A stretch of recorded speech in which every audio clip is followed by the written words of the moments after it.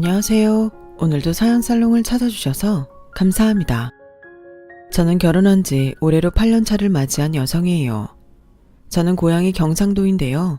경상도에서 인지도 높은 지역은 아니고요. 그냥 시골 동네에서 친정 부모님이 농사를 짓고 계시죠. 저는 형제라고는 위로 언니 하나가 전부인데요. 그 언니의 성격이 정말 개 같습니다. 표현이 너무 저속하지만 이것밖엔 표현할 방도가 없는 것 같아요. 저는 평생을 친언니 때문에 집에서 설설 기면서 자라왔어요. 제가 고등학교 때 친구네 부모님이 운영하시는 가게에서 아르바이트를 주말마다 잠깐 했었거든요. 그거 아르바이트로 번 돈 친언니가 다 훔쳐갔었어요. 친언니에게는 아예 논리라는 게 없고 그냥 한 마리 짐승 같은 느낌입니다. 중학교 때는 일진팬 만들어서 놀았고요. 고등학교 때는 가출까지 했던 위인이에요. 그러더니 20살 되자마자 어떤 이상한 놈이랑 결혼하겠다고 설치며 세기의 사랑을 표방하더니 해가 바뀌고 나서 헤어졌었고요. 저는 그때 고등학생이었는데 제 아르바이트 비용 다 훔쳐가서 뭐하나 했더니 남자랑 데이트 다니려고 그랬던 거였죠. 친언니는 그 다음에 만난 남자랑 사고쳐서 결혼했어요. 지금의 제 형부인데요. 다행인 점은 책임감이 있으신 분이었단 거죠. 친언니의 미친 성질은 외탁을 한 게 분명합니다. 외가 식구들 성격이 전부 불같고 그나마 친정엄마가 온순하신데요. 그래도 친정엄마 역시 성깔이 있으신 분이었고 그걸 만만한 저한테 화풀이하면서 사셨어요. 저는 고등학교 졸업하자마자 집을 탈출했죠. 딱 보니까 돌아가는 상황이 제가 조카를 돌보고 키우게 될 것 같았거든요. 무작정 서울로 갔어요. 대학을 서울로 간 고등학교 동창 2명이 있어서 걔네 의지하면서 일단은 지냈었답니다. 걔네 둘은 저희 친언니의 양아치 명성을 익히 알고 있었기에 저를 불쌍히 여겨서 흔쾌히 도와준 거였죠. 대학가 근처의 집이었기에 매일 눈에 들어오는 대학생들이 부러웠어요. 저도 대학을 가고 싶었는데 눈물을 훔치면서 카페 아르바이트를 다녔고 적성에 맞아서 꾸준히 하다 보니까 나중에는 매니저 직급이 되었어요. 방송통신대학으로 그나마 대학 로망을 채울 수 있었고요. 대학 졸업장 생기자마자 한 일은 사무직으로 일을 옮기는 거였어요. 그랬다가 안 맞아서 2년 꾸역꾸역 억지로 버티고 퇴사했었죠. 제 일상이 너무 힘드니까 연애도 순조롭지 못했어요. 제가 25살에 크리스마스를 함께 보냈었던 예전의 남자친구가 저에게 했던 말이 갑자기 생각나네요. 야, 세상에서 너만 힘드냐? 너만 억울해? 너는 허구하네? 너 괴로웠던 일만 얘기하면서 찡얼찡얼 대는데 그거 사람 미치게 만드는 거야. 제발 작작 좀 찡얼거려. 그때 충격받아서 데이트 끝나고 집에 가는 동안 오열했었고 얼마 안 지나서 저는 차였었죠. 제가 그놈한테 먼저 용기 내서 해피 뉴 이어, 올 한해는 내가 더 잘해줄게 이런 식으로 문자했었는데 너 혼자 잘 지내라 라고 답장이 온 거예요. 거기에 또 충격받아서 연애를 한동안 못했었어요. 그러다가 시간이 흐르고 소개팅을 받게 되었죠. 상대가 영 별로였어요. 목소리 큰 남자는 딱 질색인데 그런 스타일이었거든요. 소개팅 완전히 망치고 지하철역으로 가는 길에 편의점이 보여서 답답한 속 달래려고 컵라면 하나 먹었어요. 그런데 제 옆자리에서 휴대폰을 보면서 삼각김밥을 먹는 남자가 있었죠. 잘생긴 건 아닌데 제 취향이었어요. 그리고 전화 받는 목소리를 들어보니 조용조용 나긋나긋 차분한 매력이 있더군요. 손에 반지가 없길래 솔로 같아서 저는 태어나서 처음으로 객기 한번 부려봤어요. 음료수를 사다가 그 남자한테 건네주었죠. 삼각김밥만 계속 드시면 목마르지 않으세요? 사이다 한 병 드세요. 이거 구매하고 나니까 1+1이더라고요. 저는 2병은 필요 없고 한 병만 마시고 싶어서. 아, 감사하긴 한데 그냥 받으려니 너무 죄송하네요. 그러세요? 정 그렇게 죄송하시면 보답으로 저한테 그쪽 번호 주시겠어요? 충동적으로 개수작을 걸고 말았는데 농담 아니고 5초도 안 지나서 그 남자 목이 시뻘개졌어요. 그러더니 떨리는 손으로 자기 번호를 찍어주더군요. 그게 바로 저와 남편의 첫 만남이었어요. 연락을 주고받다 보니 연애까지 돌입했고요. 사귀게 된 남편은 진짜 재미가 없는 사람이었어요. 말수 자체도 적고 표정도 맨날 거기서 거기라서 대체 저 머릿속에 뭔 생각을 하는지 모르겠고 말주변이 저렇게 없는데 회사는 어떻게 다니는 걸까? 그게 신기하고 뭐하는 인간인가 싶어서 만나다 보니까 연애 기간이 계속 길어졌죠. 남편은 본가랑 회사가 멀어서 자취를 회사 주변에서 한다 그랬고요. 저도 자취생이었기 때문에 남편 자취방을 오가며 데이트했었어요. 연애 1년 채웠을 때 제가 은근슬쩍 동거 생각 있냐고 물었는데 거절당했습니다. 특이하게도 저는 그 거절당한 사건을 기점으로 남편이 진지하게 좋아졌어요. 그전까지 그냥 연애였다면 이제 본격적으로 결혼을 염두에 올리게 되었죠. 저는 사무실에서 호되게 대인 이유로 다시 카페 일을 하고 있었는데요. 서비스업이다 보니까 정신 나간 진상들이 많았어요.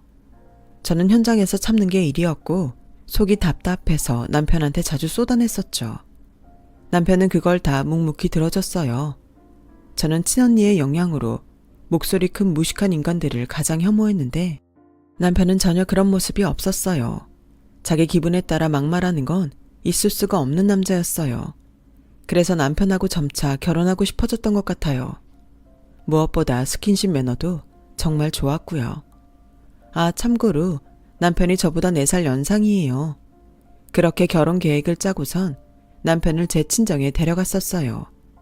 그랬더니만 남편, 제 친정이 깡촌 시골인 거 보고도 전혀 안 놀랐고요. 불평 불만 하나 없이 친정 아빠 일 도와서 밭에 천막 치는 작업했어요. 그리고 동네의 외국인 노동자들이 자꾸 서리해가는 문제로 마침 싸우고 있었는데 남편이 그거 나서서 중재해줬고요. 그걸 다 지켜보신 친정엄마는 제 옆구리를 쿡 찌르며 말씀하셨죠. 야야, 둘이 만난 지 얼마나 됐다고? 어디서 뭐하는 사람인지 모르겠지만 결혼부터 후딱 해버리면 좋겠구만. 나도 드디어 제대로 된 사위 한번 봐야지. 안 극하나? 우리 집안 대리사위로 들이면 딱이라 딱. 엄마, 우리는 서울에서 직장 다니는 데다가 결혼하면 집도 서울 혹은 경기도에 구하겠지. 내려와서 살 일은 없을 거야. 엄마는 언니랑 형부하고나 잘 지내셔. 내려와서 살 생각 없다고 못 박았더니 친정 부모님이 얼마나 아쉬워하셨는지 몰라요. 어쨌든 그렇게 해서 저랑 남편이 결혼하게 된 건데요. 이제 대망의 시댁 속에 들어갑니다. 시아버지께서는 워낙 몸이 안 좋으셔서요. 저희 부부가 결혼 진행할 때부터 요양원 카운트다운이셨어요. 그래서 시댁으로부터 결혼 허락 받는 건 프리패스였던 거예요. 시아버지께서 건강이 안 좋으셨기 때문에 빨리 아들이 결혼하길 원하셨었어요. 그 외로는 시어머니가 계셨고 시누이가 있었죠. 시누이는 남편의 누나인데 둘이 3살 차이입니다. 그러니까 저랑은 시누이가 7살 차이인 거죠. 추가로 말하면 시누이가 빠른 생일이라서 학년상으로는 8살 차이라고 볼 수도 있겠네요. 아무튼 그 특이한 사실을 결혼 직전에 알게 되었어요. 시부모님은 재혼하신 부부였어요. 시아버지께서 남편 데리고 재혼하셨으며 시어머니께서는 시누이를 데리고 재혼하신 거예요.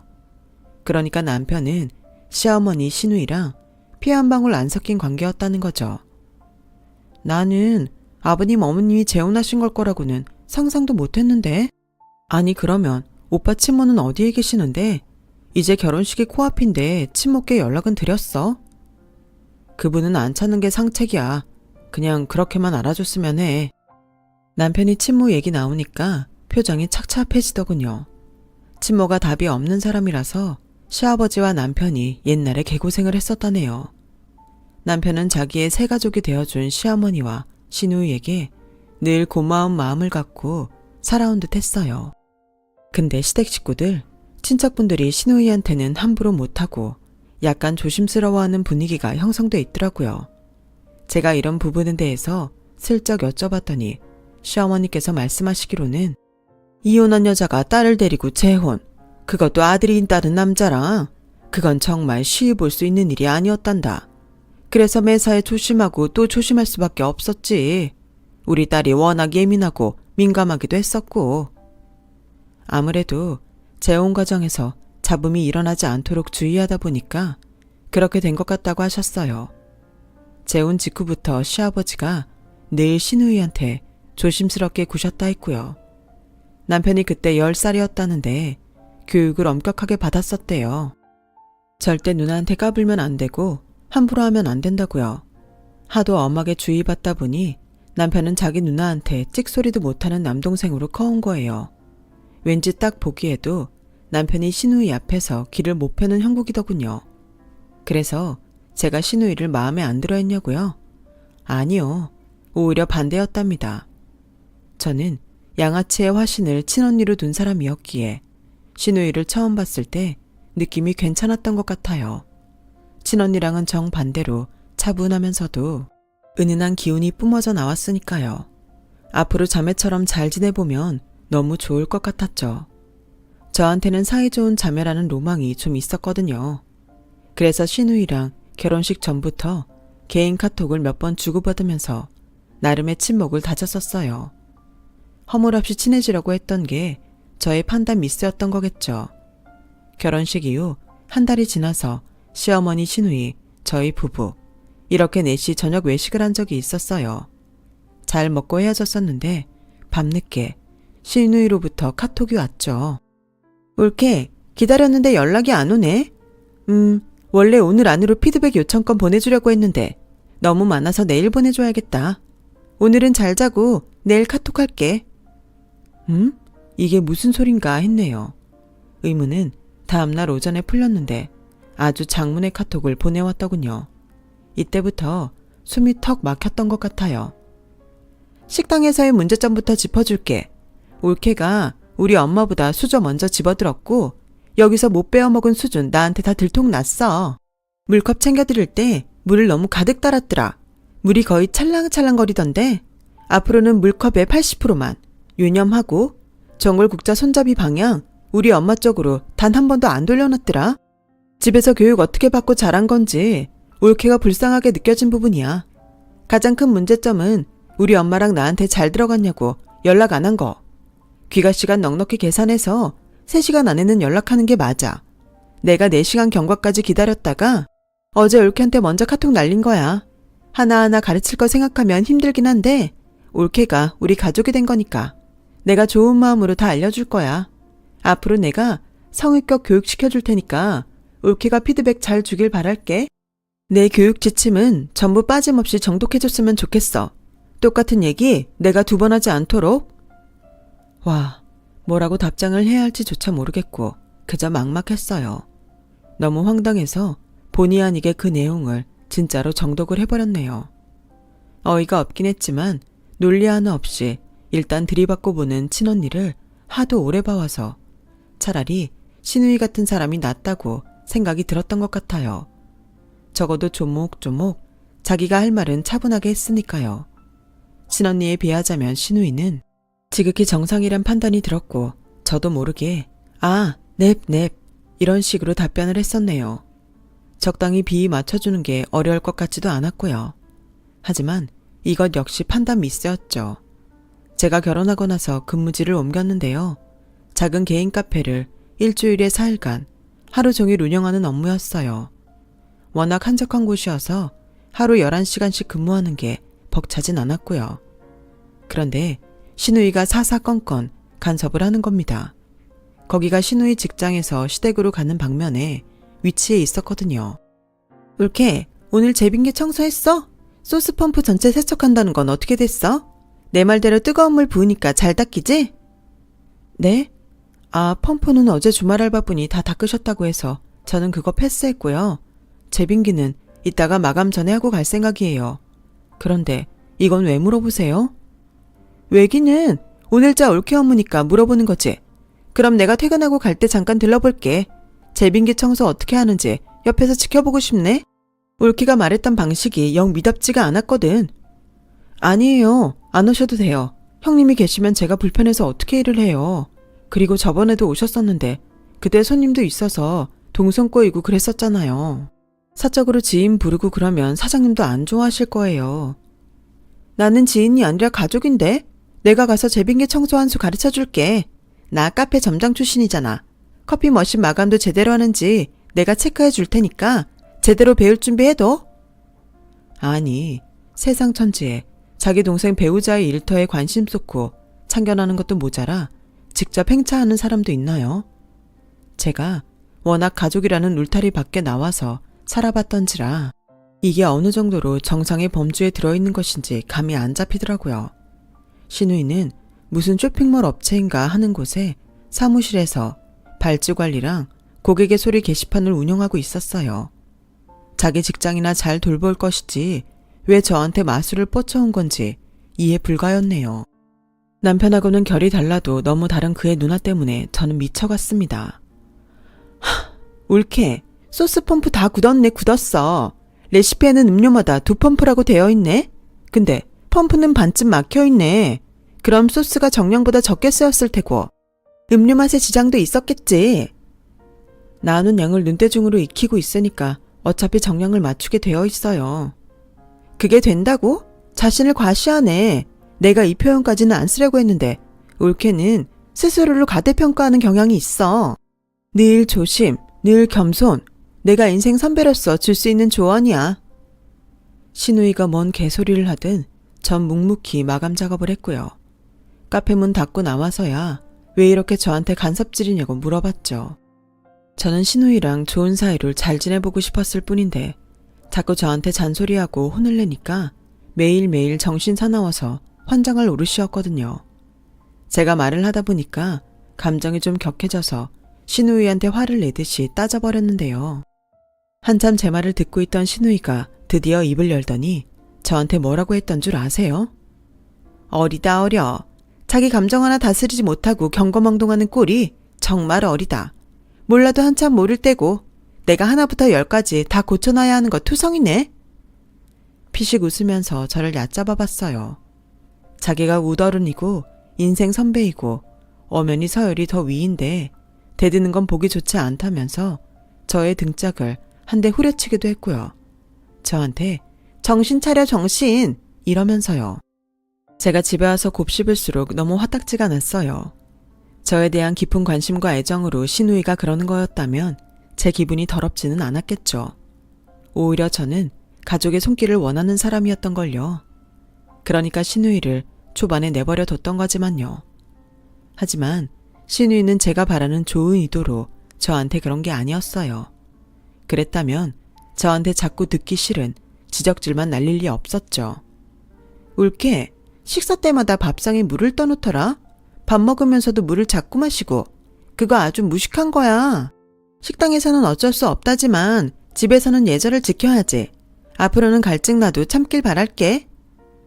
식사 도중에 물 좀 마신 것뿐인데 정색을 하면서 저한테 그 버릇 고치라고 했었고요. 시댁에서 같이 수육을 삶아 먹은 적이 있었는데 밥상을 거의 다 차렸을 때 신우이가 저를 따로 불렀어요. 그러더니 저한테 너무 황당한 경고를 날렸답니다. 옳게 내가 혹시나 했더니만 오늘도 밥을 조금만 떴네. 예상대로야. 혹시 저 밥 조금 먹는다고 뭐라고 하시는 거예요? 아니에요. 저 밥 잘 먹어요. 다이어트도 안 하고요. 내가 말했을 텐데 옳게의 얕은 수법은 나한테 다 읽힌다고. 수육 같은 고기 있을 때만 밥 조금 뜨는 거 너무 치사하지 않아? 야비하다고 생각 안 해? 배에 밥 들어갈 자리 줄이고선 고기를 많이 먹겠다는 뜻이잖아. 누군 안 그러고 싶겠어? 하지만 다 같이 먹는 자리니까 기본을 지키는 거지. 늘 거슬렸는데 눈치를 줘도 안 고치길래 어쩔 수 없이 말하는 거야. 앞으로는 메뉴 상관없이 밥을 똑같이 푸길 바랄게. 옳게 제발 경우 없이 굴지 말자. 너무 당황스러워서 그날 수육이 뭔 맛인지도 모르고 먹었고요. 시어머니께 몰래 신우이의 만행을 다 까발렸거든요. 그랬더니 시어머니께서 한숨을 쉬시곤 저한테 참으라고 하셨어요. 한 가족이 되는 과정일 뿐이니까 제가 참고 숙이면 될 일이라고요.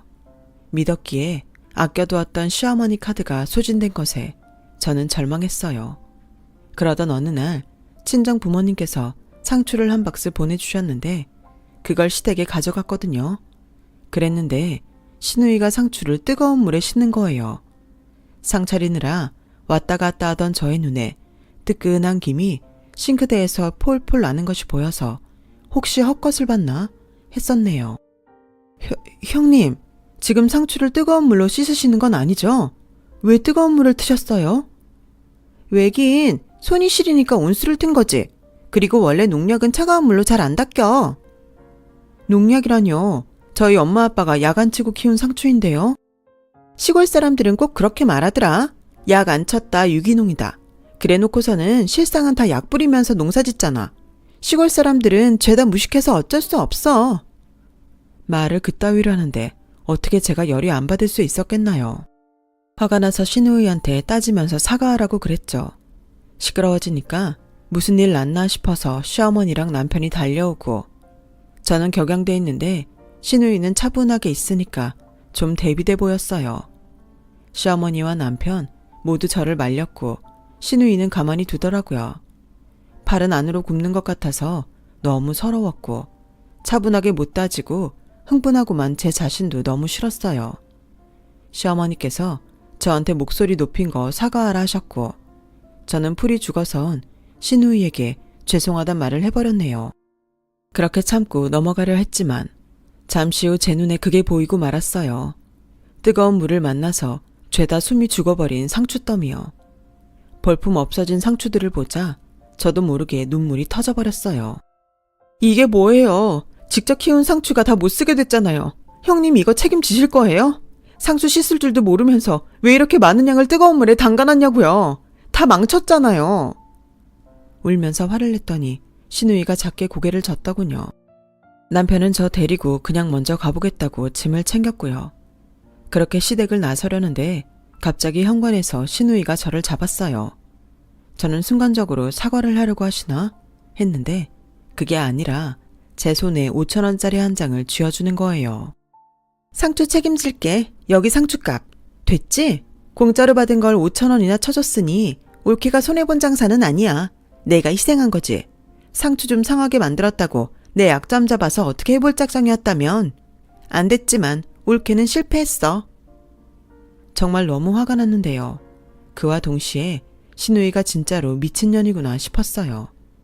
제가 상대할 수 있는 레벨이 애초에 아니었고 친해져서 자매 먹고 자시고 할 수 있는 사람이 아니었단 뜻이었죠. 남편한테 신우이와의 카톡방을 보여주면서 그간의 만행들을 다 알려줬어요. 본인 가족이니까 본인이 좀 해결해달라 그랬어요. 남편은 알겠다 하였고 저는 내심 기대했죠. 그리고 이튿날 올케 통화 시간 괜찮을 때 알려줘. 공포의 카톡이 도착했어요. 그것만 봐도 숨이 턱 막히더군요. 그냥 카톡으로 하시라 했건만 굳이 통화를 원하길래 그렇게 했죠. 저한테 아주 조목조목 지랄을 했어요. 왜 네 남편한테 일렸냐? 다 큰 성인 아니냐? 자기 앞가림 못하냐? 그런 식으로 해서 인생 어떻게 살고 결혼 생활 어떻게 할 거냐? 겨우 이런 걸로 징징거리지 말아라. 왜 이를 키우냐? 진짜 설교한 편이 따로 없었네요. 그래서 제가 드디어 신우이를 향한 제 초기 판단이 완전히 미스였단 것을 처절히 인정하면서 그 말을 내뱉고 말았죠. 형님, 저희는 안 맞는 것 같아요. 제가 형님을 감당할 수 없고요. 저는 제 배우자에게 누나는 없다고 생각하면서 앞으로 그렇게 살겠습니다. 잘 지내보고 싶었는데 안타깝네요. 되도록 건조한 말투로 차분하게 말했어요. 그랬더니 신우이가 코웃음을 치는 소리를 내면서 이런 내용을 투덜거리더군요.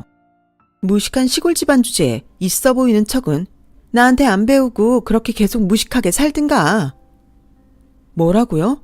무식한 시골 집안? 그거 저희 친정집을 욕하는 발언인 거 아시죠? 그러는 형님은 뭐가 그렇게 잘나서 저한테 자꾸 가르쳐주니만이 난리를 치시는 거예요. 저보다 잘나신 것도 없잖아요. 내가 우리 올케에 그렇게 착각하고 있을 줄 알았어. 방통대 나온 주제에 대조인 척하고 말하고 다니는 거. 솔직히 그간 지적하고 싶을 때가 한두 번이 아니었는데 제발 대졸이라 말하지 말고 정확하게 방통대 나왔다고 말하고 다녀줘. 사람들은 오해하거든. 나는 인서울 4년제 나온 사람이고 방통대 나온 올케라금 급이 달라. 신우이가 그런 생각을 하고 있었을 줄은 몰랐어요. 자기보다 제가 못한 사람이라고 생각해서 그간 저를 자꾸 휘어잡으며 가르치려 들었던 모양이었어요. 기가 막힐 따름이었네요.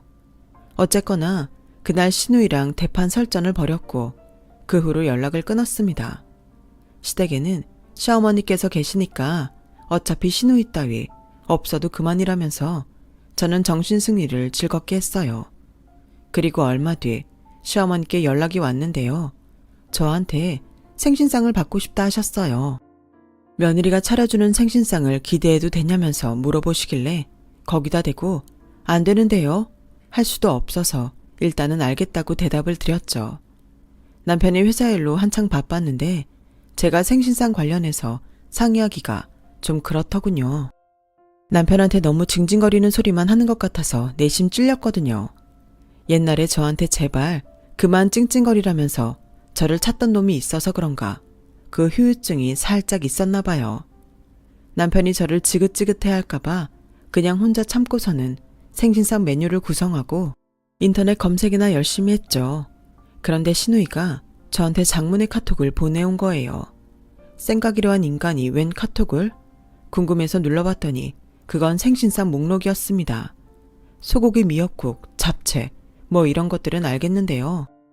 나폴레옹 케이크, 월남쌈, 유린기, 보거튀김 같은 건 도대체 무슨 조화인지 모르겠는 거죠. 사올 수 있는 건 장소 지정해서 카카오 맵 링크가 걸려 있었고 다른 것들은 레시피가 나와 있는 블로그 링크가 걸려 있었어요. 말문이 막혀서 읽고 씹었더니 시어머니 번호로 문자가 왔어요. 며느리의 참된 도리를 기대하시겠대요. 타이밍상 분명 신우이가 보낸 거였죠. 왜 이딴 시댁을 만나야 하는지 너무 어이가 없어서 눈물이 찔끔 나더군요. 하도 비관에 잠겨 있었더니 제가 휴대폰에 전화 오는 걸 몰랐어요.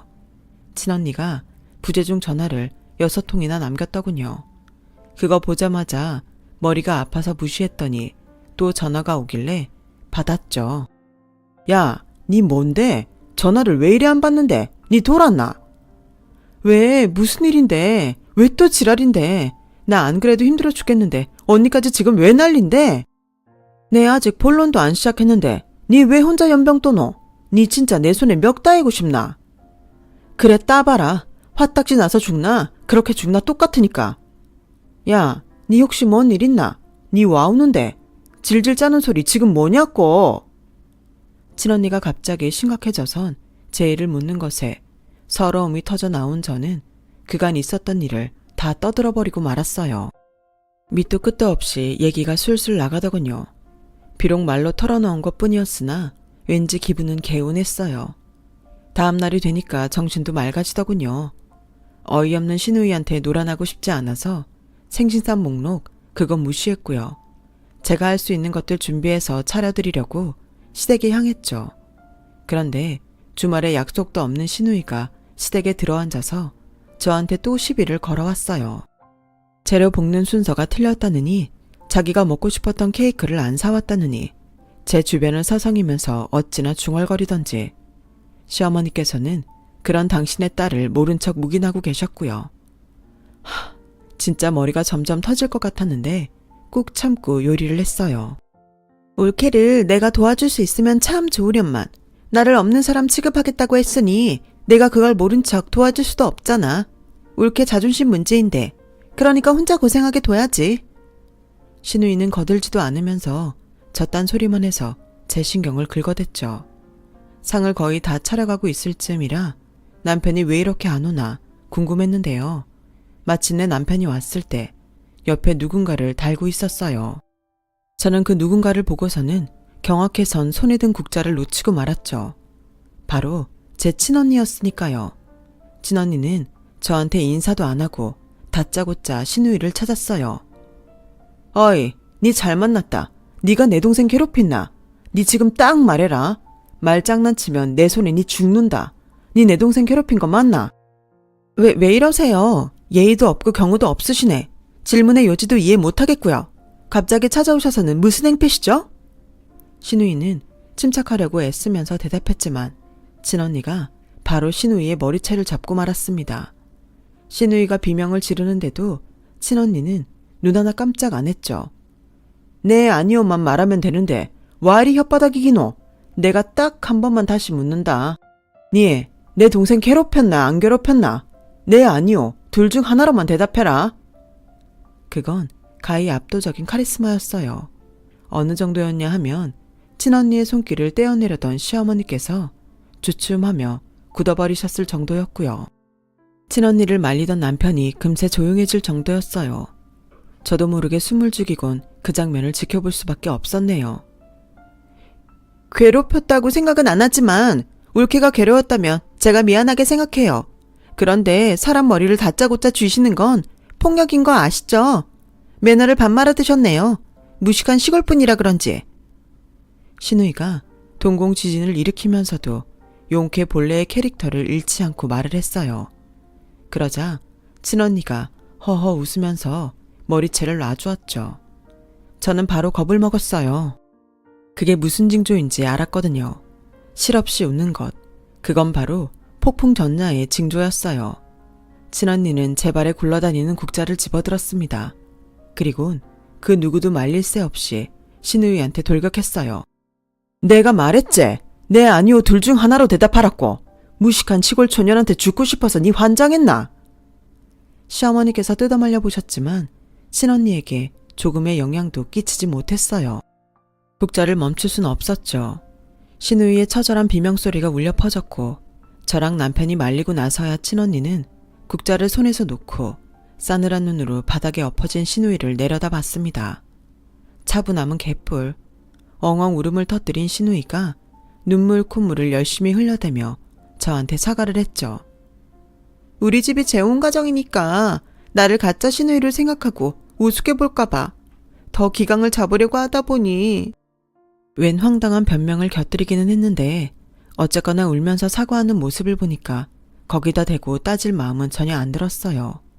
시어머니께서는 충격이 극심하셨는지 방으로 가서 들어 누우셨고요. 저는 남편 데리고 친언니랑 나가려고 했어요. 근데 친언니가 부엌에 차려진 걸 보더니 배고프다고 해서 어처구니 없게도 그 상황에 셋이서 밥을 먹었네요. 신우이는 별 수 없이 시어머니 계신 방에 들어가 있었고요.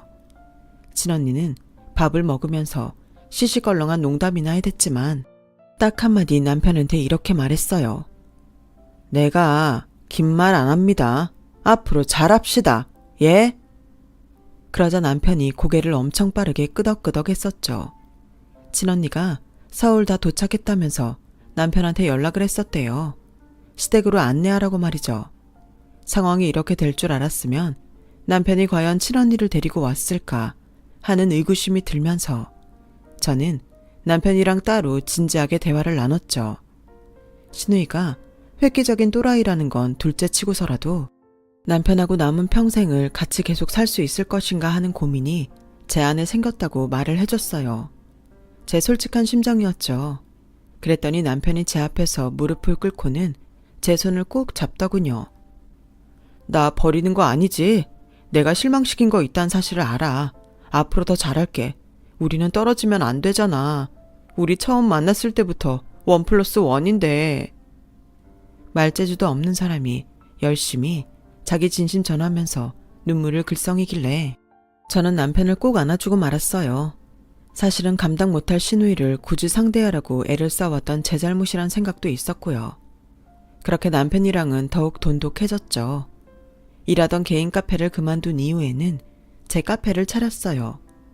기존 업장을 인수받은 건데 리모델링 비용은 전부 친정 부모님께서 대주셨네요. 저희 친정이 농사짓는 시골집이긴 한데 그게 돈이 없다는 뜻과 같은 뜻은 아니라서요. 친언니 때문에 본의 아니게 근검절약하면서 살았을 뿐이죠. 제가 사장인 카페가 무척 잘 돼서 신우이는 배 아파했어요.